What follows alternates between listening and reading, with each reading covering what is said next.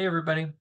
Thanks for coming to this office hours session. I'm Casey Haynes. I think I've answered emails from a handful of folks here and will continue to do so. So excited to do a little walkthrough of the grants management system. So as you see in the chat, Sarah's put in some helpful links and resources.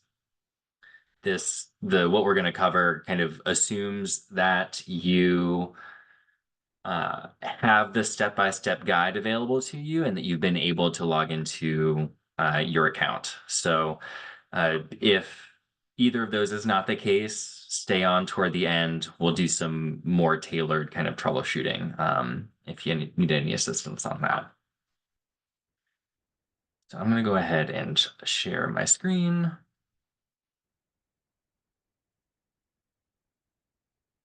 Every time I share my screen, it throws me off because the control panel is on a different screen. I don't know what people are seeing, but we see the website here and this our step-by-step. All right, great. So here's that program areas page, a link to the grant portal, the step-by-step guide, which I have up here. I am going to skip ahead just a little bit as we do a quick walkthrough. So what I've got here is our testing environment. So some things might look a little bit different. There's a few extra tabs at the top. Don't worry about those. What we're going to do is, so I've just logged in. I've gotten my notification. So we're going to skip the first few steps on the instructions just because I don't have a freshly approved pre-application that's been accepted in the way that you will. So you will follow those steps. You'll go to your pending tasks. You can also find if your pre-application in the applications module at the top. You'll have to go to the pre-application section and go to all. You'll probably see yours as status accepted, and you'll be able to go into that there. If you have multiple pre-applications, if for instance, it was pretty easy to make multiple pre-applications in our first round. So if for some reason you're not, you're getting an error message saying the pre-application needs to be submitted before converted, there's probably just a different pre-application record, one that's been accepted, that you need to convert. So if that is an issue, you can look at all of them that you have available there. So we would go to our pending tasks. We'd click our little start button. There's that create application button near the top. That's what officially converts it. You'll name it. Again, we want it to be named something kind of descriptive. That's helpful for us.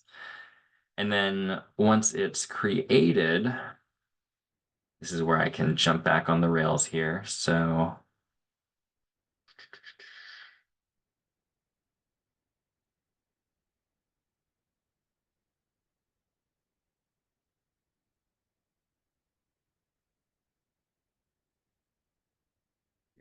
okay. So once you've named it, you've hit save and continue, then it takes you to this is my pre-application. Whoops. Okay, take two.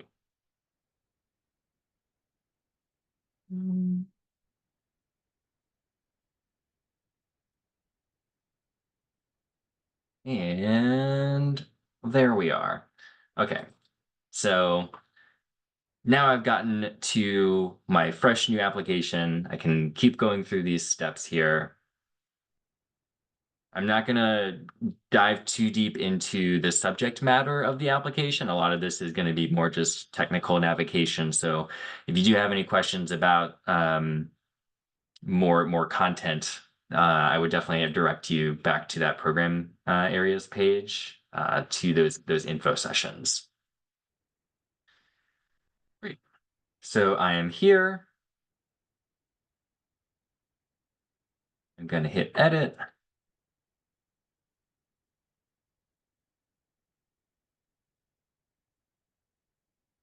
can start filling in information.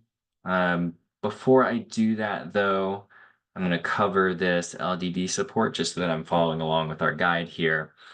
But even before that, I'm going to go over to some account information because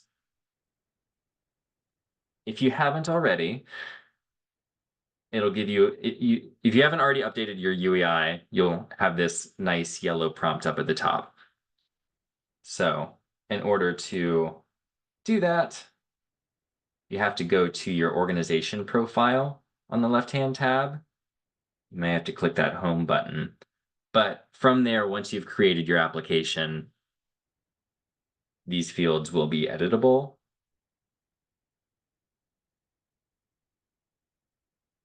And we've got a little step-by-step on our website for this too. So I'd fill that out. And then there's a sam.gov verification. You'd initiate that process to verify that there. So pretty easy there. I'm going to go back.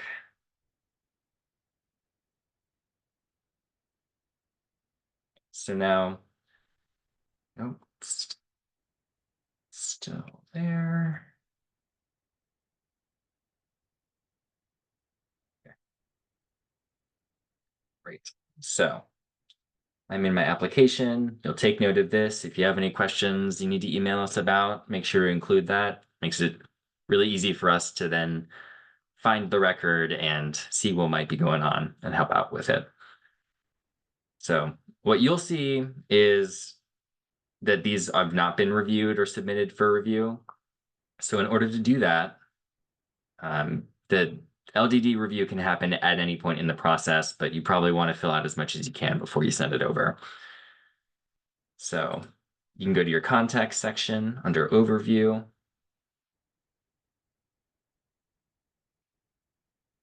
You can find the LDD contact you'd like to add to your application. From there, that'll refresh. Make edits, and I can say, this is an LDD contact. Save. Great. So I've added them there. Then I'll go into this LDD support tab up at the top. And so this is where I have to deviate from our scripts just a little bit because I've already submitted and reviewed and completed it. So those steps are pretty straightforward. You'll go in, there's a new button that will be available. So you'll click that, pick who you want to send it to. You can write some information. You'll save it, and there's a final option to send that. You'll see it right there in the instructions, and that's what sends it over to them for review. At any time, you can click a complete review button, and that will end that review process. You don't have to worry about sending it off to them and then having to wait for them if like a deadline is getting tight or something like that. So you can send it back and forth a couple of times through that resend for review option. And you can also use this collab tab to send emails directly through. You can always obviously email them directly from your own accounts, but sending it through the system can be nice because if we need to then go back and help troubleshoot some things, it just makes it easy for everyone to see what those conversations have been.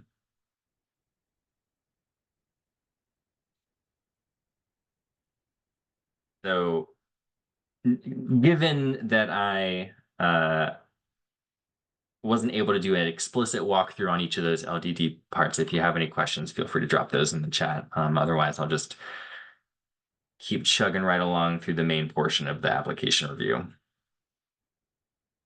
So back into the body of our application, a lot of this just carries straight over from the pre-application. All of these boxes should be filled out with what you filled out previously. If you need to make edits, you can.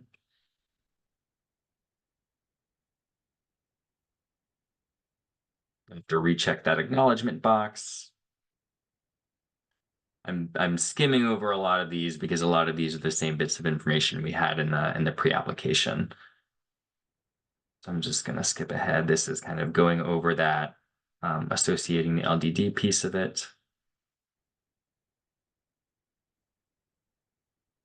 One thing to note is so this contacts section is all of the contacts specific to this application record, rather than it's if you want to add people to your organization, like other users, you would have to do that from your organization profile page. So this is just associating people that already exist, basically. Great. So everything still looks good to me. I don't need to update any of my narrative information. I'm going to switch over to the locations tab. This is where there is some new information that I need to pay attention to. So our locations tab. Do.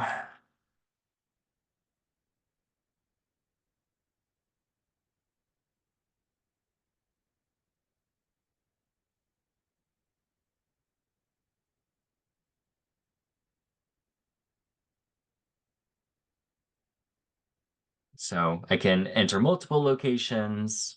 Once they're in here, I'll press this validate button. Oh, come back. Here we go. It's been sent for validation.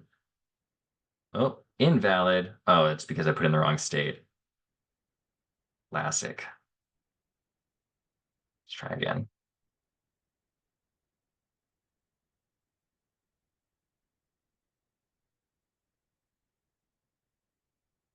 And fingers crossed. Boom. Great. So that's an example of that validation working, which is great.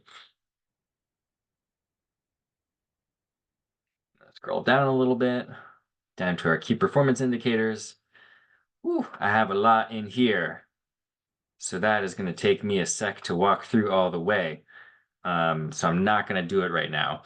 But you need to fill in information for each of these sections. So updating that target, hitting save, and then that little arrow icon to apply it to one of these locations that you have put above. Great. So we're putting all those pieces together. Again, I'm not going to do all of these. That would take me a hot minute over here. So I'm going to scroll down.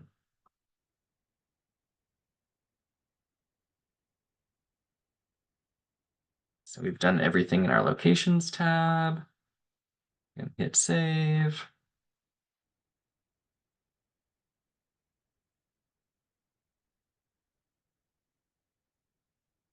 Over to our budget. And again, this carries over from the pre-application. So a lot of this should look familiar. But I can edit it as needed.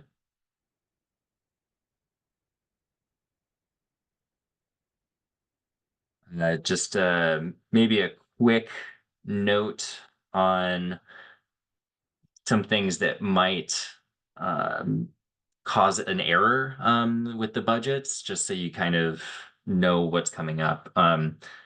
There are two budget validations that can happen here where the system kind of checks your numbers and might throw up an error. The first one is if your totals under the NBRC share and other federal share, so it's totaling all of your federal funding sources in your budget, and it's saying, okay, are both of these equal to more than 80% of the total project cost? If so, not good, go back. So you'll have to tweak your numbers such that the total of these two columns is 80% or under that total. So that's validation number one. Validation number two is checking that you have enough matching funds in your budget. So if I were to go back to locations, I've got a 50% match rate. So this budget table says, okay, if you're asking for $5,000 of NBRC funds, you need to have at least 50% of that amount showing up in the rest of your budget. So I would need to see 50% of that 5,000 number, so $2,500 at least, split out amongst these other three columns. So if you don't have enough matching share, it will give you an error as well. Great. So I can go in, if something's not looking editable, I might have to hit the edit button.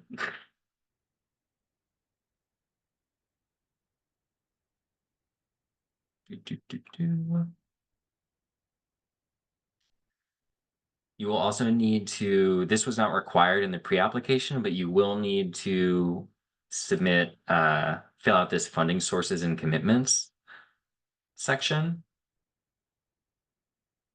So let's scroll down to where we're at here. Casey, we have a question about KPIs under the locations. Can you just kind of walk through associating KPIs? Yes. So my understanding is that you want to make sure that each of the relevant KPIs for the program that you're applying for, so there's sort of metrics, measurements of success that have been identified for that program are basically tied to locations where project activity is happening. Let me that's just like the sort of bare bones explanation of that, but KPIs to multiple locations. Yeah, I haven't tried to, for instance, I think you could associate it to multiple locations.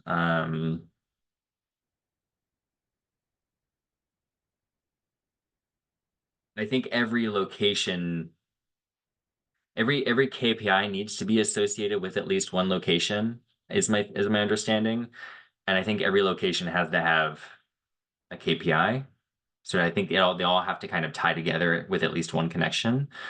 I could be a little bit wrong on that. That's if I'm remembering correctly, is how it functions. And The only thing I would add to that is if that KPI is not applicable to your project, you have to put in 0. So you can't just leave it blank. You'll get errors. That's great. Thank you. And then there's a question about if your project will span a large area across 2 counties without individual addresses, how will this affect entering a location? You want to read those KPIs and do your best to associate them with the addresses that you have put in the section above. So the KPIs are somewhat specific. So I would just encourage you to read them and make sure you can associate them with one location or another. It may be, that you're using the location of your office where the work will be done, and then you may be, putting in the location of another satellite location. So that's one way to think about it.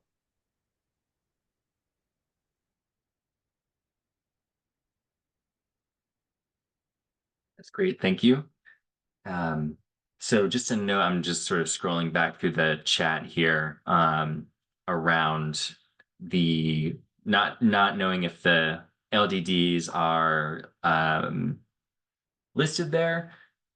We had a lot of movement this morning, thankfully. We had some issues with those LDD accounts getting set up, but the vast majority of all of the LDDs that have opted in with us are actually now in the system, and you can associate them with your application at this point. Let me just double check that that's the case for Two Rivers.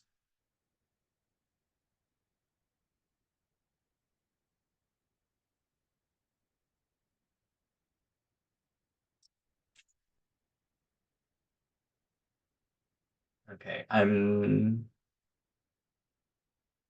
scanning. Oh, yes, I do see. Okay, yes. So Peter Gregory at Two Rivers is a user in the system, and so you can associate him to your application at this point on.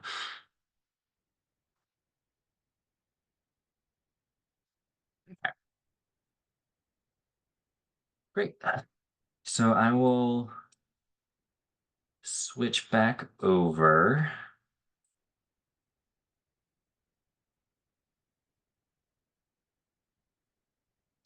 Budget section. So this funding sources and commitments table, you do need to fill this out. There is a validation here as well as my understanding. So the total of this column, so all of your various pieces of this is specific to your matching funds, I believe. That's correct, Sarah? We're looking for the match. It's sort of a think Yes. about this as all of your sources of matching funds. Yeah. Okay. And it's So fine if it's, pending or not secured, or you still have a gap. You just need to kind of indicate that in each of those fields that it's, funding source may be unknown. What the amount of your gap is, and the status would be unsecured, or, so just give us as much detail as you can using each of those fields. great. Yeah, and so you'll want to make sure that the total of your amount here is lined up with your budget as well. So everything that's not an NBRC share, I believe it checks these other three columns. So we'll want to see alignment there.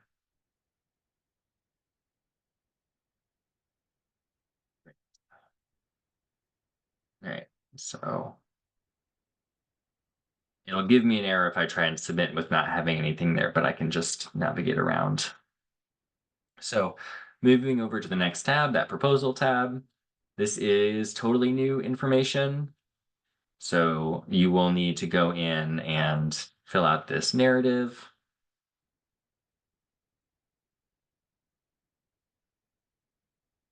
Save it when you're done there. And then we're going to go over to forms and files.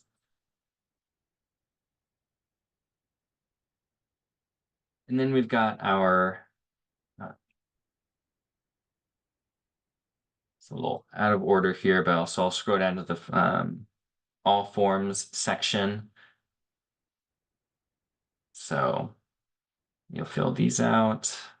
It says which ones are mandatory. I think there's maybe some movement there. I don't know if, Sarah, you want to add any additional context?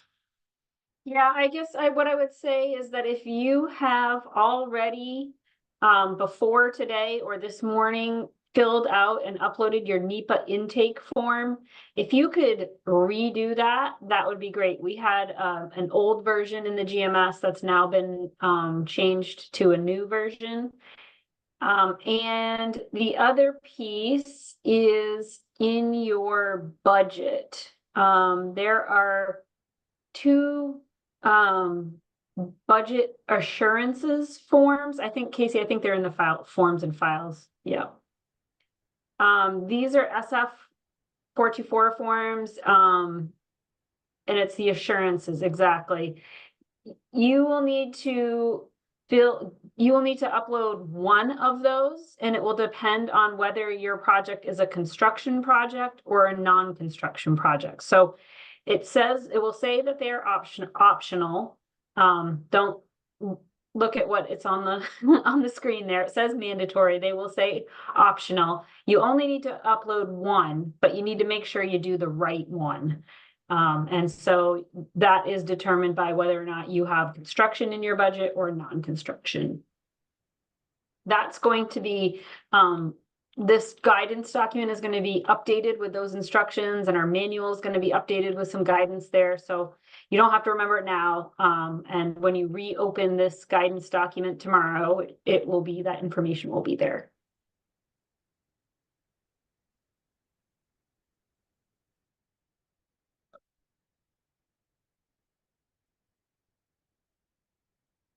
Just to sort of give an example of these forms here. So I'm going to go down, put 0, hit save. Again, you might have obviously different numbers, but just to see what that form looks like. So I've saved it. And I don't believe I actually have to press validate on there. So you should just be able to go back. It'll take you to back to that forms and files, and you'll see that this is now 100% done. So I'll do that same process for the forms that are relevant to me. Once I've done that, back to this supporting documents checklist. So this will have an other series of mandatory or optional documents that you'll upload, including, the more detailed budget information.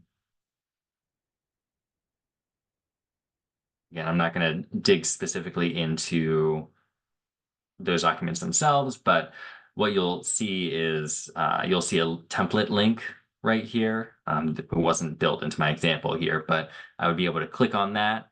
It would go to my downloads folder. I would open that up on my computer, fill out what I need to fill out, and then click this attach option under actions to put my completed document in there. So making sure that we're filling out all of those documents, uploading them, saving as we go. Here's sort of that information about adding those attachments.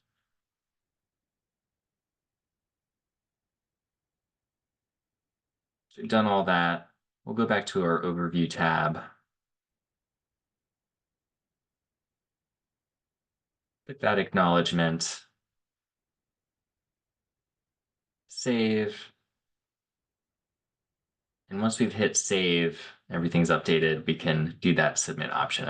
As you will see, I'm gonna click submit here, and I'm gonna get some errors, lots of errors, lots of things I did not fill out. So just seeing if there's any other ones that I want to just point to.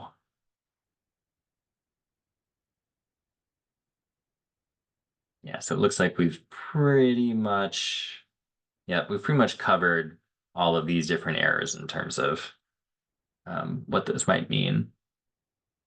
So that is the very quick, high-level navigational tour of those application pieces. So I'm going to circle back to the chat here and see if there's anything. Is there anything that we want to touch on before we switch over to just more kind of pure Q&A and troubleshooting?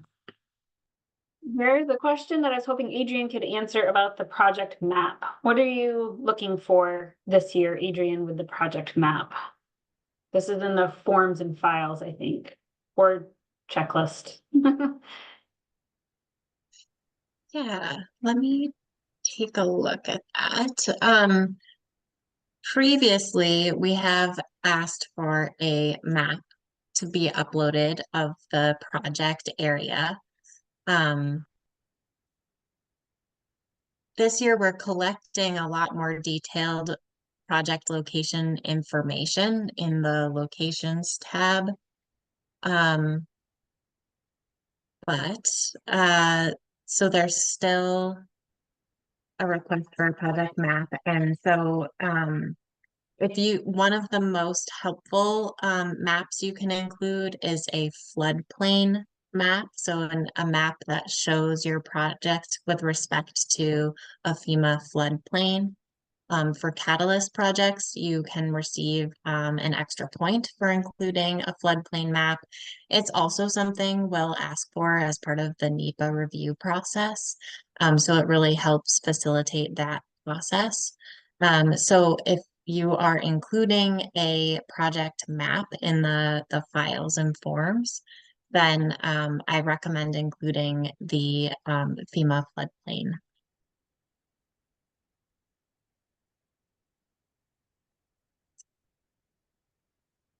Um, So I'm seeing it marked as not applicable. Let me pull this up. That's right. So you do not have to include a map.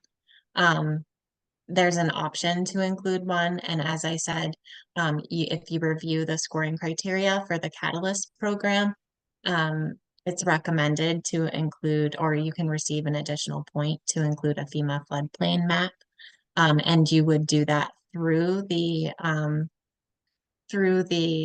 forms and or the supporting documents checklist, the forms and files. There's a way to upload a map there, but it's not required. So it's a little different than in past years when we have required a map, but we're collecting so much location information that we do not require it. But there are still some ways to get some additional points by including a map. So I hope that helps answer the question.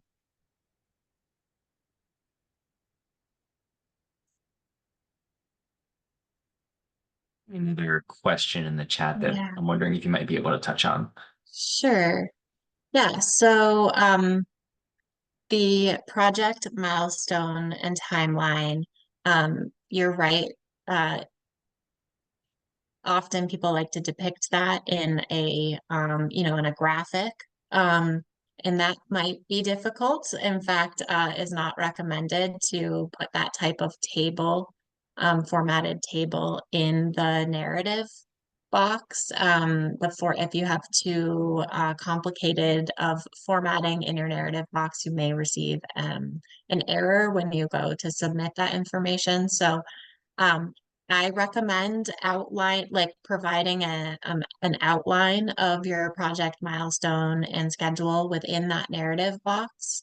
And if you would like to upload a graphic interpretation of that as an attachment, you can. It's not listed as a required document. Um, but you can certainly upload a graphic interpretation of that. Still, please include your general timeline within the narrative text as well.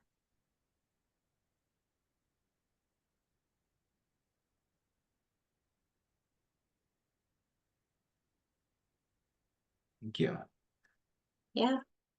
All right. Well, I will open it up to just general questions. I'm going to stop sharing my screen here. Feel free to use the raise hand function, drop things in the chat, or just come right off mute and throw them out there.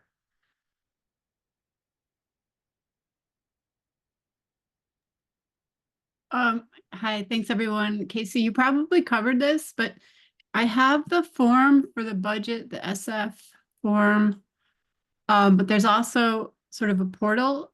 What did I miss here? So we're gonna fill in a form and upload that as well as fill in some numbers into the portal itself.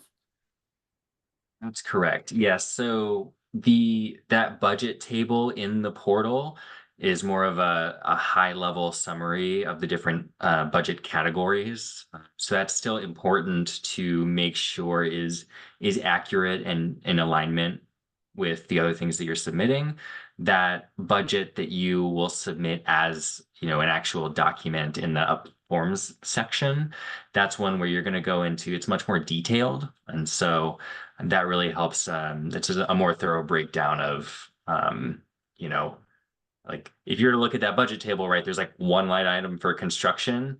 But if you were to look in that SF 424 CBW, there are like several sections for construction. So that's really helpful in thinking about like, construction administration, some of those other subheadings and all of that kind of stuff.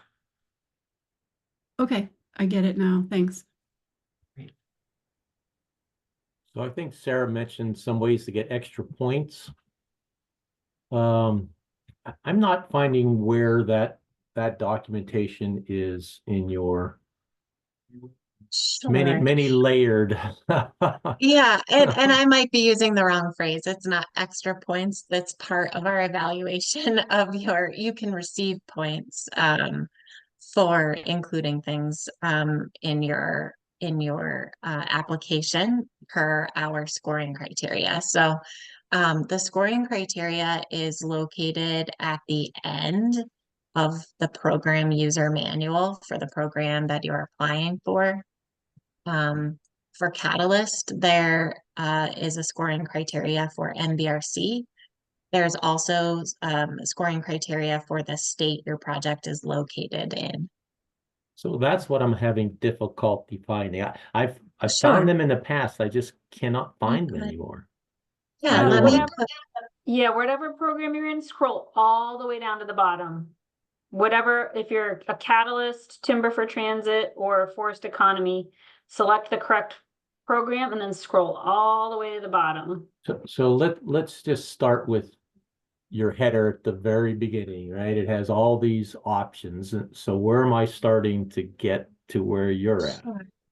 Sure. So you'll click on our program areas tab of our website.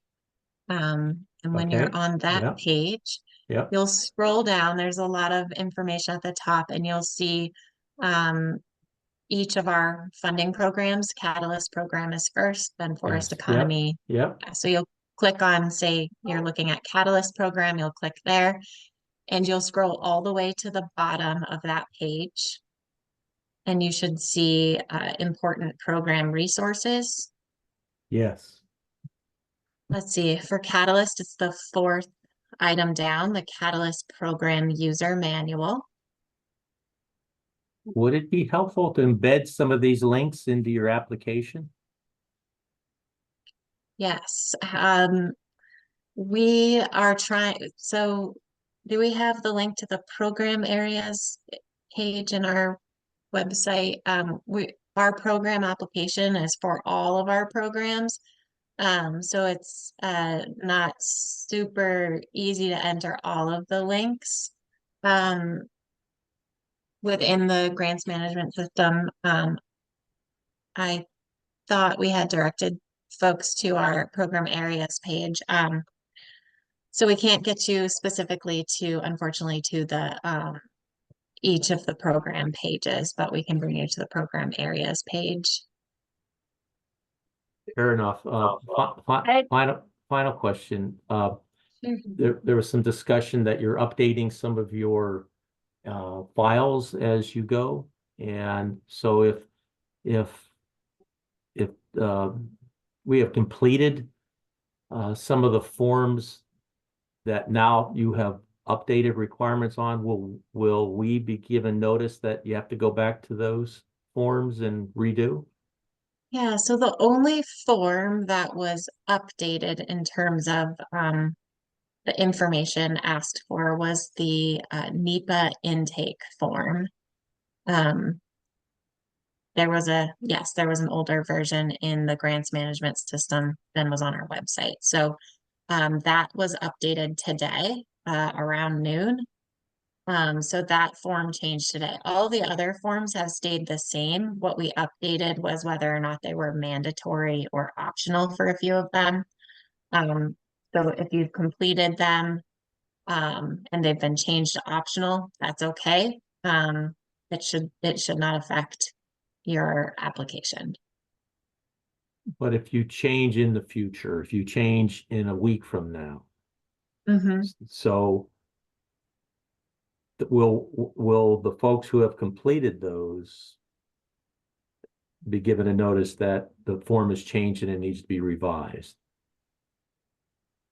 after your application is submitted to send it back to you and ask for those kinds of edits. So Okay, yeah, yes, there's an opportunity if something changes or needs to be updated, you will get a notification Okay. through the GMS system. okay, great, thank you. I have two questions. One is I can't download the SF-424 form from the link on the program areas page. I'm wondering if I could find it somewhere else. I know it's a standard form. Can I just take it off the, it has to come from an MBRC? Forms that you need should all be located right in the GMS. So you shouldn't need to okay. get it off our website, and then you'll be able to access it right in the GMS. Okay. Thank you for letting us know. We'll Sure. check that. Yeah, that's secondly- just so everyone knows, that's it's like a Adobe security thing where you have to download the form first and then open it with the Adobe viewer. So when you just click on it, there's not a way, just get an there's error not a way message. for us. Yeah, there's not a way for us to put the form itself as a like web, it brings you to its own link. You can download it from that link and then reopen it in your PDF viewer. And you should be able to see it. But yeah, it's a little tricky. I'm not sure why they made those security changes. My second question is, in the webinar from last week, there was some mention about adding the cost of an engineer for the NEPA. Do you recommend that we do that? We should put in an estimate of what we think we'll have to pay for I do. So if your project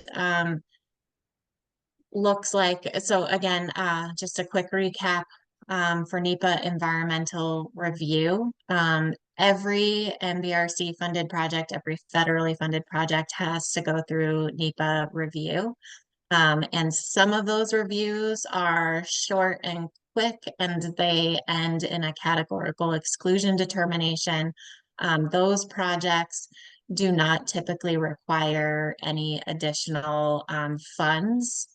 So you could, budget for time, 1 to 2 months for a categorical exclusion to be processed within your timeline, but you would not necessarily need any funds associated with that. Those are for projects that are more of, they don't involve any construction. They're more of a program or a planning effort. Projects that do include construction and on-the-ground disturbance will be reviewed at a different threshold. Some of the activities may require a consultation with a resource agency, such as historical resources. If your project does involve historic resources or does involve, some low-level sort of construction, you would want to at least budget, $1,000 to $3,000 for, some limited NEPA environmental review tasks. If your project is a larger construction project, something like replacement of sewer lines, enlargement of sewer lines, water lines, construction of a new building, you may want to budget, anywhere from 6 to 12 months for an environmental assessment, as well as a budget of $5,000 to $10,000 for potential, environmental information gathering, such as maybe like wetlands delineation or again, historical resource assessments, things like that. So we do have a website that highlights the time frames to budget for in terms of your milestones and timeline. But we don't yet have budget estimates. Those are very rough estimates. But I think would be enough as a placeholder. Thank you. Of course. Amy, I see your hand is raised. Ame? Yeah, I just had a question about the SF 424 as well. I was able to download that. It opened right up. And I'm just curious, I guess I understood it when I was reading it that we do need to actually complete that and upload that form. Is that true? Yep. Okay. And it's just there are several tabs at the bottom of that spreadsheet. And there's one tab specifically called details, I think is the label. And so that one's it's unfortunately the most daunting tab on the spreadsheet. But that's the one that Oh, you'll fill out.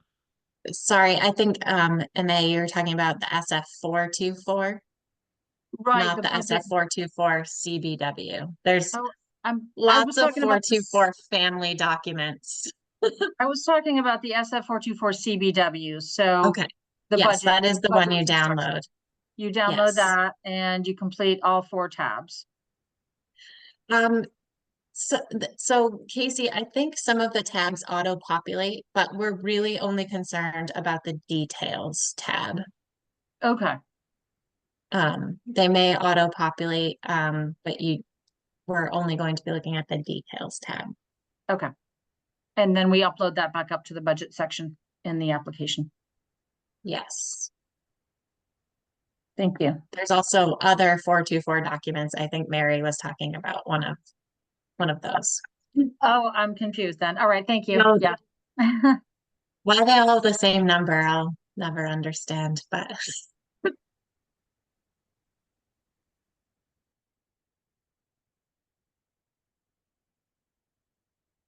Great. And while we're all here, I'll just show you the have the this can we see my screen and the spreadsheet here? All right. So yeah, so this is that 424 and so it's got a couple of different tabs and yeah, I think some of these definitely yeah, they auto-populate from other sections. And so yeah, this details one is what you're going to fill out. So yes, you can kind of break that down, but again, sort of your total should line up with should still line up with that budget table in the grant management system.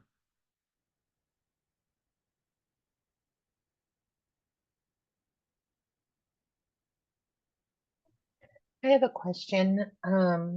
Because there's so many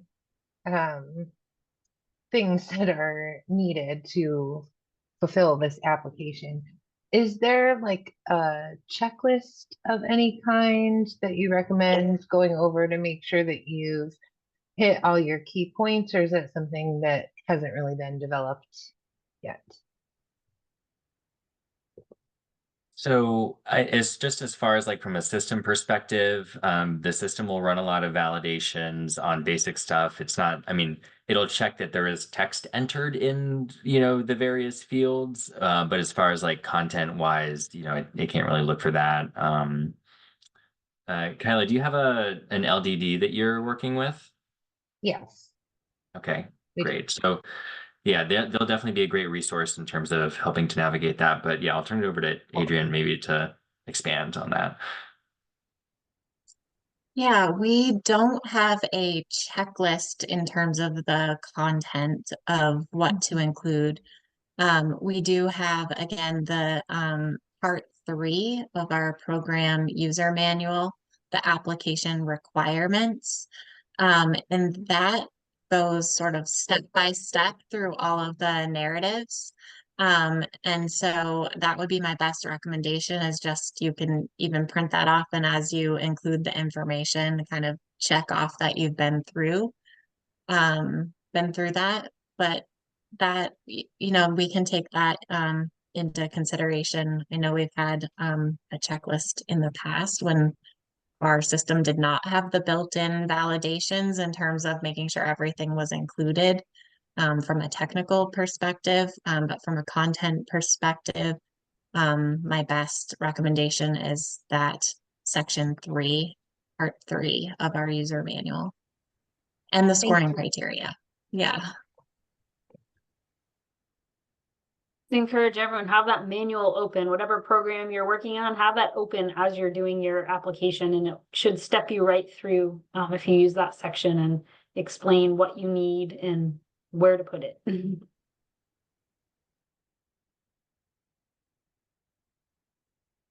Hi, I just wanted to expand upon my question that I put into the chat about NBRC ever pairing with HER grants. Because we're a LIHTC developer, but we have a project and there's a commercial component, this grocery store that we're doing. We just wanted to know if you guys have had any difficulties like pairing the funds with HCR dollars at all, or if there's, yeah, I guess if you guys have had any difficulties or experience with pairing NBRC funds with dollars from New York State Homes and Community Renewal. I can't speak to the specific New York program you're referencing. We have had projects, be paired with lots of other federal sources of funds or state program funding. We do have a few differences potentially from the way those other funds are administered. So I always like to call attention to our procurement requirements in terms of not being able to commit or sign contracts for work that you're going to be paying for with NBRC funds or using those funds towards your match before you receive what we call the notice to proceed. That can sometimes be a pinch point when you're using other funds or a project has already started with those other funds. So I always like to draw attention to that. We also have, and other federal agencies likely have this attached to their funds as well, but we do have the Buy American procurement standards attached to some of our projects. So you'll want to be aware of those. But otherwise, those are kind of the two major, things that come up when you're using NBRC funds mixed with other funds is really just at what point in the process you are in terms of has the project already started and have you already sort of selected your project contractors? And then making sure that you have the Buy American procurement as part of your process as well. Okay, thank you. Yeah. The other piece I would add to that is on your NEPA intake form. If you know you are going to be applying or have other federal sources, please, please, please note that in your NEPA intake form. That allows us to coordinate that NEPA process among the federal funders, and it can save you a lot of time if you let us know upfront in advance that you're working with a federal funder. Okay, thank you. Hey, Mary, I see your hand is up, and then I know Abby came off mute, so Mary, if you'll go first and carve some space out for Abby too. She still has a question. Thanks. I was looking at the user manual and following Kyla's question about like a good guide to sort of step by step. So I looked at I clicked on the where you go to part 3 application requirements, and I only see one page rather than sort of a guide to walking through the application, and then it goes right to appendices. Are you looking at the version that is on our website right now? Oh, maybe not. Maybe this is the old one. Yes. So on April 4th, that program user manual was updated with more information and details under part 3. Okay. Great. Yeah. Good. I'm glad I asked. Yeah. I just have a quick question, and maybe I should take this offline and send an email about it, but I was entering in my SAM account and then verifying it, and it's coming back no record found. I only got it like 2 weeks ago. Is there a chance that that verification isn't available yet? I am not sure what the lag time might be in terms of all of those records being updated. So that I think that would be a good candidate for, yeah, shoot us an email. So it stays on our radar and we can check in with our technical team to see if it would cause any issues. It's my understanding is it's not actually, we don't require the UEI until the award phase officially. And so if there needs to be a little bit of a gap or some time to get that finalized, that's okay. Okay, thank you.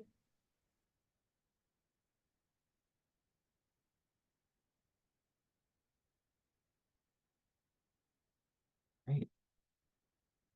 Well, if anyone has any last minute questions, feel free to jump right in. Otherwise, I think we will wrap things up. All right. Hearing none immediately, thank you all for coming. Adrian, did you have a point? I was just going to say thank you for coming.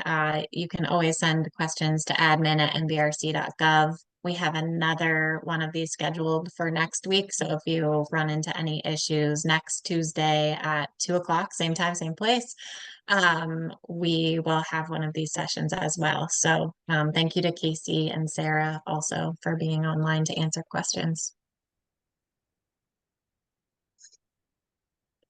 Thank you all so much and have a great rest of your week. Thank you.